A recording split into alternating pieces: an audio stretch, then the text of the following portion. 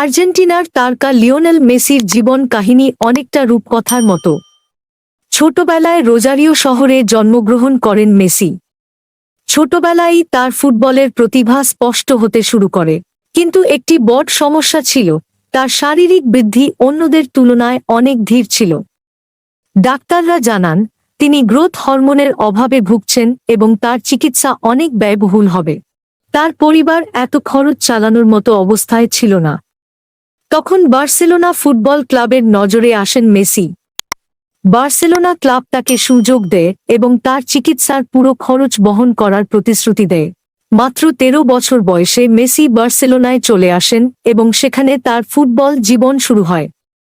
বার্সেলোনায় মেসি অসাধারণ দক্ষতা প্রদর্শন করেন এবং খুব দ্রুতই মূল দলে স্থান পান। তার ক্যারিয়ার জুড়ে তিনি বার্সেলোনার হয়ে অসংখ্য শিরোপা জিতেছেন, ব্যক্তিগত ও দলীয় উভয় ক্ষেত্রেই। মেসি মোট 7 বার ফিফা ব্যালন ডি'র জিতেছেন, যা তার সময়ের অন্যতম সেরা ফুটবলার হিসেবে তাকে প্রতিষ্ঠিত করেছে।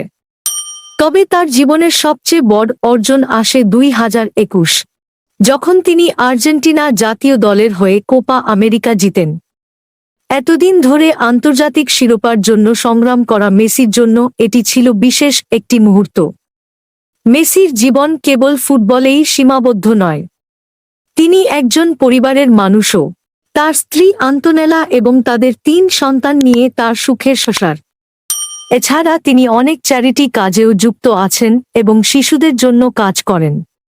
মেসির জীবন কাহিনী থেকে আমরা শিখতে পারি যে কঠোর পরিশ্রম, দৃঢ় মনোবল এবং সহানুভূতির মাধ্যমে যে কোনো প্রতিবন্ধকতা জয় করা সম্ভব। তিনি একটি প্রকৃত উদাহরণ যে স্বপ্ন পূরণের জন্য সাহসিকতা ও সংগ্রামের প্রয়োজন হয়। প্রিয় বন্ধুরা, আমাদের ভিডিওটি যদি তোমাদের ভালো লাগে তাহলে অবশ্যই আমাদের চ্যানেলকে সাবস্ক্রাইব করবেন। সবাইকে অসংখ্য ধন্যবাদ আমাদের ভিডিওটি দেখার জন্য।